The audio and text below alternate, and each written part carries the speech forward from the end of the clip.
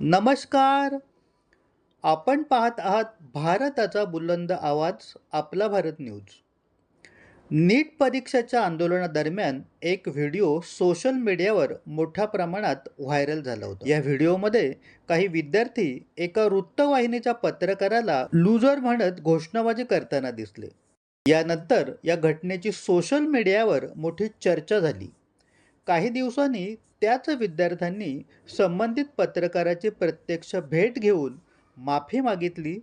पत्रकारानेही ती माफी स्वीकारल्याचा व्हिडिओ आणि पोस्ट सोशल मीडियासमोर आले. ही घटना आंदोलनाच्या वातावरणात भावनांवर नियंत्रण ठेवणे आणि पत्रकार व आंदोलक यांच्यात परस्पर सन्मान राखण्याचे महत्त्व अधोरेखित करते.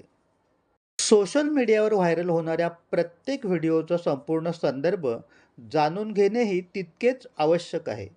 अधिकृत आणि विश्वासार्ह बातम्यांसाठी पाहत रहा भारताचा बुलंद आवाज आपला भारत न्यूज. सत्याचा ध्यास, जनतेचा विश्वास. धन्यवाद.